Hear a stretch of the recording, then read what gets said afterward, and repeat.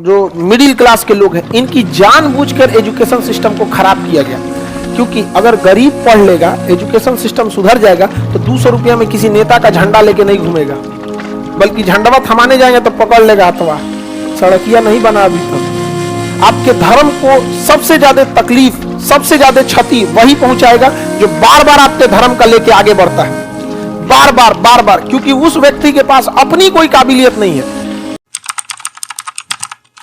Burundi और Rwanda, इन दो देशों में भीषण नरसंहार हुआ था। नरसंहार मतलब कोई किसी को मार देता है, उसी क्या कहते हैं, नरसंहार। बहुत गलत हुआ ये नरसंहार।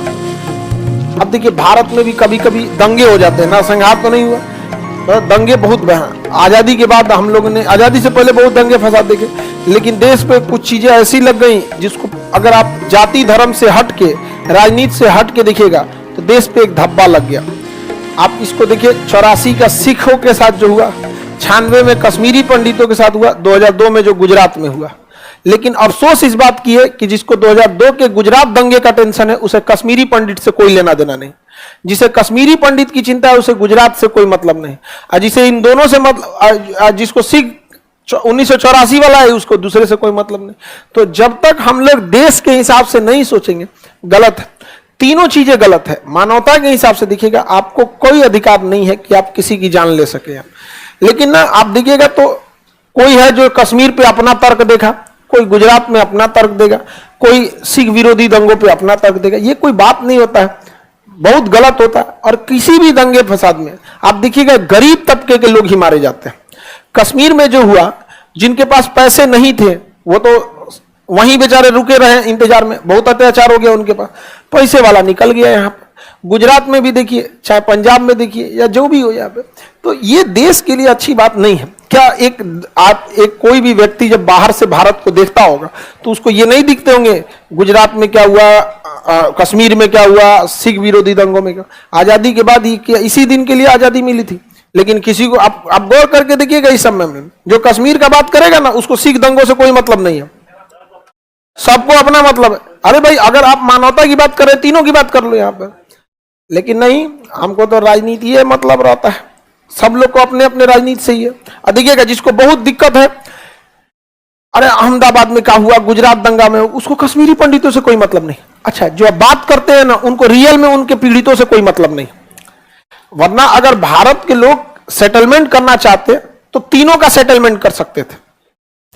गुजरात में जो मारे गए, उनके बच्चों का पढ़ाई लिखाई कौन देखेगा, इस पे कोई चर्चा नहीं है।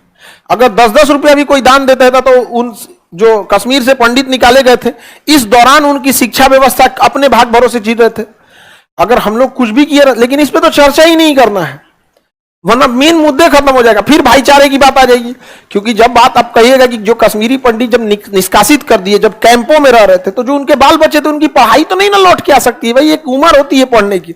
अब तो क्या बोर हो जाएगा तो फिर से नर्सरी में नहीं ले जाएगा, तो अब आप बात करने लगिएगा कि नहीं, इनके लिए कुछ फंड दिया जाए जिससे कि इनकी शिक्षा हो। तो उसमें सिख भी दे देगा, जैन भी दे देगा, बौद्ध भी दे देगा, मुस्लिम भी दे देगा, हिंदू भी दे देगा, सारा मामले खत्म हो जाएगा, नहीं हो जाएगा।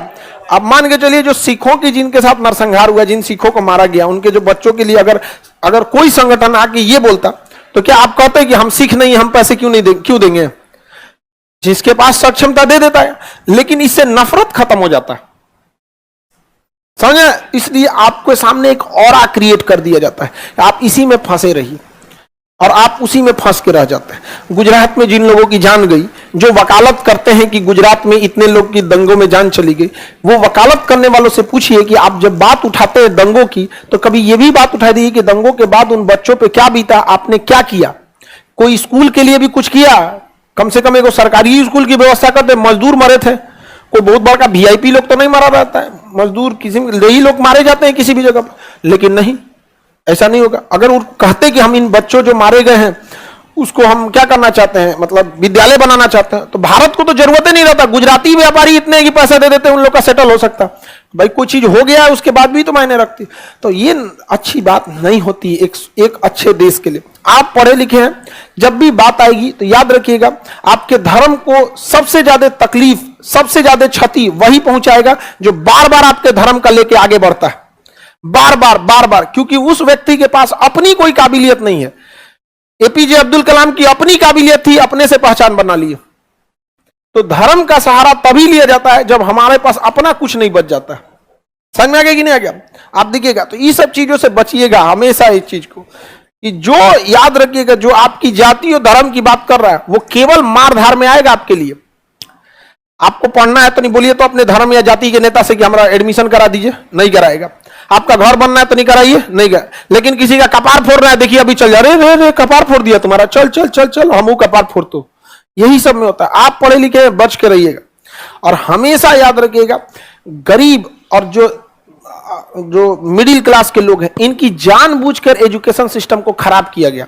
क्योंकि अगर गरीब पढ़ लेगा, एजुकेशन सिस्टम सुधर जाएगा तो 200 रुपया में किसी नेता का झंडा लेके नहीं घूमेगा, बल्कि झंडवा थमाने जाएंगे तो पकड़ लेगा अथवा सड़किया नहीं बना अभी तो।